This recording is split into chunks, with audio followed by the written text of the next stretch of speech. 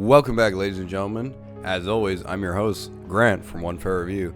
And you know what? Just a few days ago, Josh told me, he was like, Grant, listen, we haven't made a video in a long time. We haven't made a video in 2 months.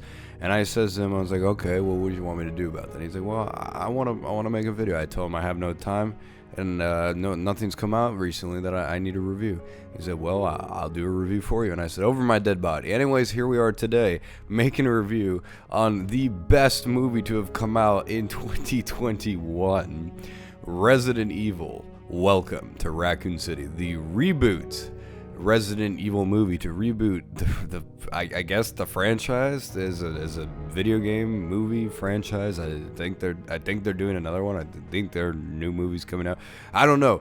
They're doing stuff, and we're gonna get into this video.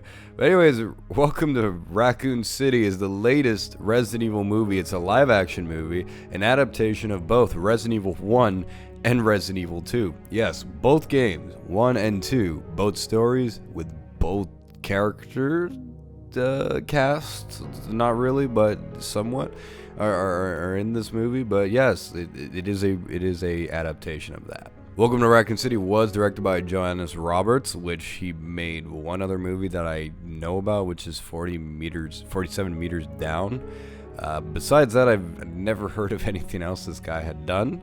But okay, he was a Resident Evil fan. He said he was a fan, and he wrote part of the screenplay. I think the whole screenplay was actually just by him, which is pretty good. So this is his screenplay. This is his directorial movie, and yeah, I watched it just yesterday, and I'm gonna talk about it. But first, before we're gonna talk about the actual movie, let me give you that story summary. Resident Evil: Welcome to Racoon City is a story of Claire Redfield, Chris Redfield, Jill Valentine, Leon S. Kennedy, and Albert Wesker. Also William Birkin. And Sherry Birkin is there as well. And don't forget Annette Birkin. And Ada Wong. And Enrico, Richard, Brad are also there. Alicia Trevor, Ben Bertolucci, Chief Brian Irons. They're there as well. Everyone is here. Except for no Rebecca Chambers and no Barry Burton either. It's a story about Raccoon City and Umbrella, a zombie outbreak, and mystery, even though it's not a mystery. And it takes place over a night, a couple hours, and it's a movie where shit goes down, and Umbrella is doing some foul play in Raccoon City. And I had mentioned it's about Raccoon City. It's about Raccoon City, and there's some stuff. There's Claire Redfield. There's Chris Redfield.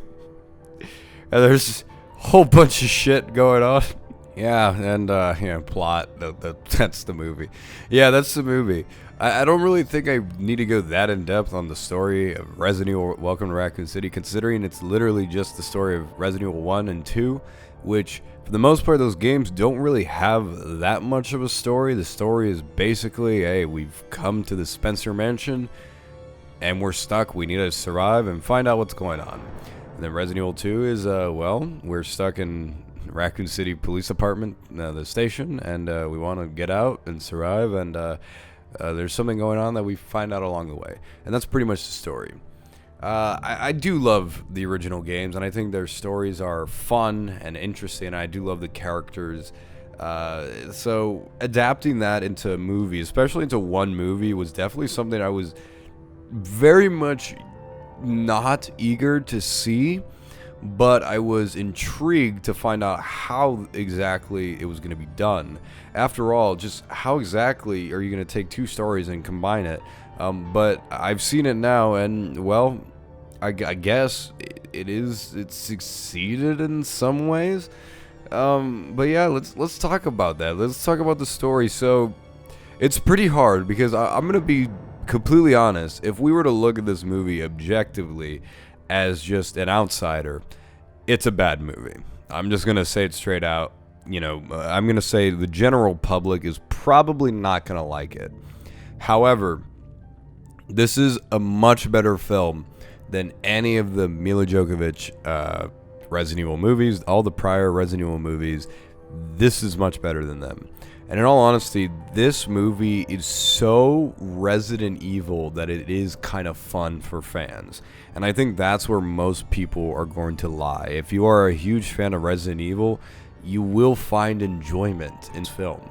And it's honestly, it's kind of hard because, again, it's easy for me to rip into this movie, which I will. But another part of me I ended the movie. I left the theater with a smile on my face. I enjoyed it. I enjoyed the end credit scene. I thought it was fun. But I have to say, even though I did have a fun time, it is a bad film. But so yeah, let's just get into it. So first and foremost, the changes in the movie to combine not only both stories, but also just to have these characters be in a film.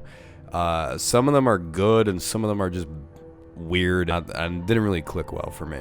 The movie starts out in the orphanage, the Racoon City orphanage, which is great because immediately I knew that's where it was, and production wise it looked great. But starts off there, and it's dealing more with Claire Redfield and Chris Redfield as children, and it takes a long time. You're actually in the Racoon City fucking orphanage for a while, and it's there to set up Claire Redfield, Lisa Trevor mostly, and how Claire knows something's going on based on her childhood, which honestly I have to say this would have easily been better if they told it in flashbacks, but I mean, I guess it is interesting the way they did it. I will admit it was very nice to see a very 1970s type cinematography opening, the credits, the way it's shot. It just felt like a very old style horror movie, and the music actually did help to set the atmosphere. If there's one thing I could give this film, it was the atmosphere. However, then we go into the present day where Claire Redfield's going back to Raccoon City to talk to her brother. Now, in the game, I find the game more interesting because the reason she goes back to Raccoon City is to find her brother because she cares about her brother, and then just kind of gets wrapped up into this mess. In this, it's more to prove a point to her brother that, oh yes, see what I said, this guy also says that Umbrella's doing some screwed up things in Raccoon City. And that was the problem for me. I didn't really like how Claire Redfield was portrayed in this movie. I thought the actress did a good job. She's a good actress, and with the material she's given, she's doing the best she can. But I just didn't really click with her story, her backstory, and I didn't really like it. And I felt like too much of her was changed from the actual game. In the games, Claire Redfield's a very caring person. The whole reason for her coming back to Raccoon City is for her brother and nothing else. And when she's in the city, then she gets involved with Leon, and then she gets involved with Sherry Birkin, and she wants to save Sherry, because she feels bad for her, and she wants to help her and all that stuff. And she's a very caring, very sweet person, a very sweet person. And in this movie they remove that. They just kind of make her this hard ass who knows what to do all the time and knows to take care of herself, even though in the games Chris Redfield is the one who helped her with that. But okay, that was kind of weird. And they change a lot of stuff, but all the characters are pretty much different. They're only the same in name alone. And the biggest perpetrator is Leon S. Kennedy, who is completely different from the games, not just in looks, but also just personality. He's like a bumbling buffoon who's making mistakes constantly. He's the butt of every joke. Don't get me wrong, I laughed, I thought it was funny, but it's definitely not the cool Leon that I like from the games, and I know a lot of people are going to have a problem with that. Then there's Jill Valentine and Chris Redfield. Jill Valentine I felt was just so different from the games that it was hard to see her as Jill Valentine. She was entertaining. The actress was good, but it was just kind of weird. I did like her personality, and more so I thought it fit more than Claire Redfield, but I was still kind of perplexed by that. And I did think it was weird how they kind of gave her this, she has this thing for Wesker, even though the closest person that she had in Resident Evil was Barry Burton, who doesn't even show up in this movie.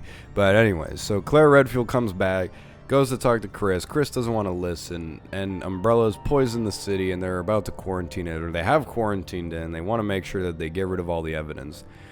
This stuff I liked. I liked the idea of seeing the town in the beginning, of how it's slowly falling apart and seeing all the clues and everything. I liked that stuff. And I liked also how Umbrella was this very omnipresent villain rather than a present villain. They mostly take a back seat, and you just kind of see them all over with their products, their logo, the billboards and signs, and like the announcements, and briefly you see the soldiers, but you never really get to see Umbrella, and I thought that was kind of interesting. That worked for me. And I did like how the outbreak happened, even though I prefer how it happens in the game, where it was a mistake with William Birkin, who became the G virus and fucked up the lab to where everything got out. Like, I preferred that over the movie, where it just sort of happens and we don't really know why. It just spread and they couldn't contain it and they just destroyed it. But either way, I guess it worked. I think all that stuff worked. And I did like portions of this movie, like in terms of the story, or the scenes. I don't even know how to describe it. There are some moments where I thought really worked. My favorite scenes in the movie, most of them had to do with stars. I think the stuff with Claire and Leon more or less fell flat for me, even though I enjoyed some of it. I think more the stuff that I enjoyed was the stuff with stars and Chief Brian Irons, who actually ended up being my favorite character in the movie, just because I thought he was fantastic. And like seeing the stars members interact in their stars office, and like Chief Brian Irons like just telling them off, like I all thought that was great and fun. And then when they go to the mansion and they're like searching through the mansion, I thought that part was amazing. That was like my favorite part in the movie by far. But then it kind of starts to slow down a bit. The movie's a bit all over the place, basically. It goes everywhere and nowhere at the same time. Like I said, my favorite parts were in the mansion. I did like the stuff with Leon and Claire, some of it at least, and I enjoyed it, but it was just all over the place. And there was just a lot of stuff there that I think because they were combining the two stories, there's just so much content missing that would have made it better. Like, I love Lisa Trevor. I think she's great. Why is she in the orphanage? I don't know, but it's a unique change. I think, like, oh, that's kind of cool. But she just kind of leaves later on in the movie. She doesn't really make an appearance, and I thought, okay, they set her up, and then just nothing happened. Okay, and then there's no Tyrant. There's no Mr. X. And then Wesker, he's a bad guy, because of course he would be. But he's a different kind of bad guy. I did think it worked, actually. I think that was one of the changes that was effective, where it's like, okay, I actually found him likable, but he still doesn't get enough time. And I think that's my big problem with the story. I think some of the stuff can work really well, given the proper amount of time, but because of the length of the movie, and because of them trying to combine both the stories of Resident Evil 1 and 2, it was really hard to like give everyone a proper enough time. They all get equal time, like all the characters get equal time, but there's not enough of it to be shared. So it just like you don't get to learn about the characters too much, and I think that's why the movie is objectively bad if you were to watch it by itself, because you don't know anybody by the end practically. You just know the basics of their personality. But if you're a fan of the games, you do know everybody, and that's why it could be more entertaining and more just a fun ride because of that. Another issue I had with the story is the ending. Like, William Birkin is like built up a little bit at the beginning, and then as the end, he plays a very minor role. Like, he does become the G virus, he does, but he's not present throughout the entire movie. He's not constantly chasing the characters. He's not like a constant threat. No, it's mostly just at the end, and it's one fight, and it's very short. In fact, the entire third act just feels rushed. Like, the first and second act I thought were paced very well, and I thought, like, okay, this is working to an extent, as in a fun movie sense, for me. Like, I think, like, this is fun. This feels like a 1970s horror movie, like, low-budget horror movie, and, like, I love the production of it. But then by the end, just so many things just get like rushed, and there's like a few moments where it's like the editing like cuts to a new scene, and you're just like, whoa, okay, well, how did we get here? When did they come into play? When are they? It's like, oh, I forgot they were even in the movie. Like that kind of stuff starts happening at the end, and then it just at the very end, the last shot of the movie. I'm sure everybody knows what would happen. It's there, and then it's gone. Like, if you blink and you miss it, like the last boss fight, if you will, you blink and you miss it, it's over in 10 seconds. And I was so confused. I was like, that's it? And then after that, the movie ends.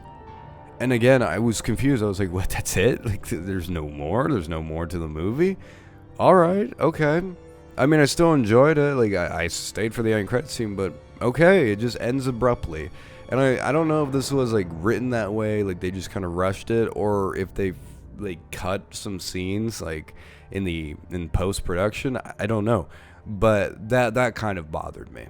Overall, I think with what they were doing or what they were trying to do, I think they mildly succeeded in trying to combine the two stories. I don't think it worked quite well, and I think it would have been way better if they just stuck with doing just Resident Evil 1 or Resident Evil 2. Either way, I think they should have done that. But the way they did it, if they were going to do it, like, it somewhat works. But I just don't feel that the characters were given enough time, and some of the characters I just didn't think worked particularly well. I mean, Claire Redfield doesn't even know Sherry Birkin by the end of the movie. She's just kind of there.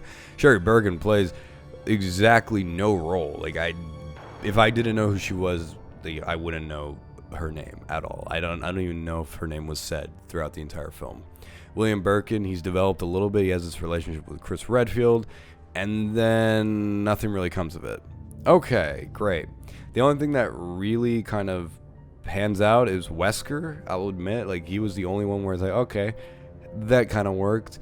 But again, still, it's too fast. It's too abrupt. And that's kind of my main problem with the story. It's a weaker story than the games. It took its time in the beginning, which I appreciated.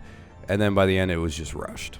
However, the movie is not just story and characters, it is also about the production. So how was the production? Now, this is the most positive I will be throughout the entire review, because I will say right now, I loved the production design of this movie.